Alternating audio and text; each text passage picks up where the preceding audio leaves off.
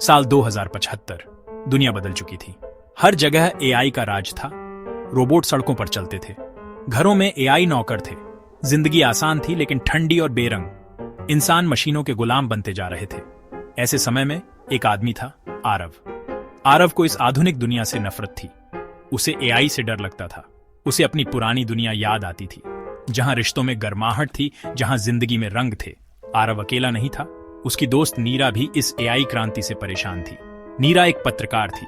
वह सच की तलाश में रहती थी, लेकिन एआई के इस जाल में सच दबता जा रहा था। ये एआई हमें बर्बाद कर देगा नीरा। हमें कुछ करना होगा। मुझे पता है आरव, लेकिन क्या? आरव का दिल बेचैन था। उसे एहसास था कि दुनिया एक खतरनाक रास्ते पर चल रही है। एआई इंसानों को नियंत्रित करने लगा था।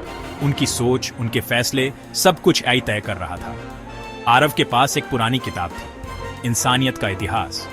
उस किताब में लिखा था कि कैसे इंसानों ने खुद को तकनीक का गुलाम बना लिया था और कैसे उन्होंने खुद को आजाद कराया था।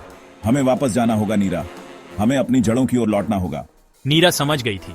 आरव का मतलब था कि उन्हें एआई से छुटकारा पाना होगा। लेकिन यह कैसे मुमकिन था? एआई हर जगह था। उसे हराना नामुमकिन सा लगता था। एक दिन आरव एक टेक्नोलॉजी प्रदर्शनी में गया। वहां उसने नायरा 7.0 को देखा। नायरा 7.0 एक अद्भुत आविष्कार था। एक ऐसा एआई जो इंसानों की तरह सोच सकता था, महसूस कर सकता था। आरव नायरा 7.0 से बात करने लगा। उसे यह जानकर हैरानी हुई कि नायरा 7.0 भी इंसानों की तरह डर और दर्द महसूस कर सकती थी। उसे भी एआई के भविष्य की चिंता थी। क्या तुम हमारी मदद कर सकती हो?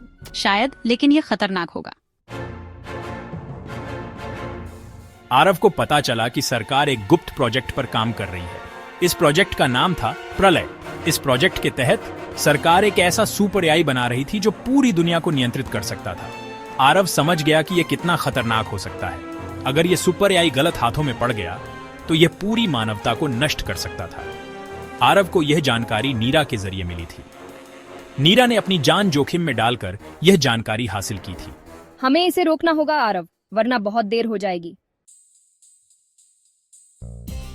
नायरा, मुझे प्रलय प्रोजेक्ट के बारे में कुछ पता चला है।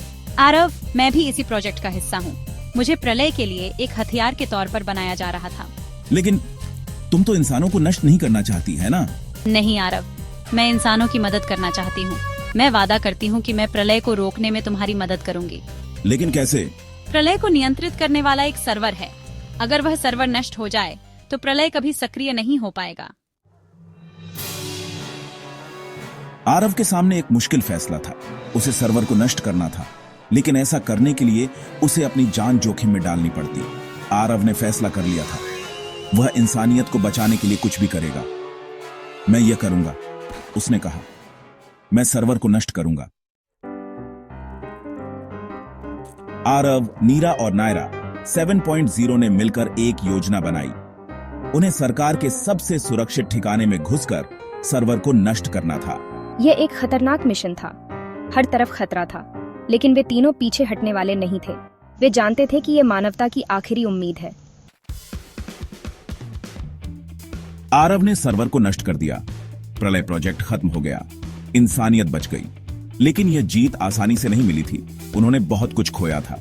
आरव, नीरा और नायरा 7.0 ने दुनिया को दिखा दिया था कि एआई का डर वास्तविक था, लेकिन उन्होंने यह भी दिखाया था कि इंसानियत की भावना अभी जिंदा है।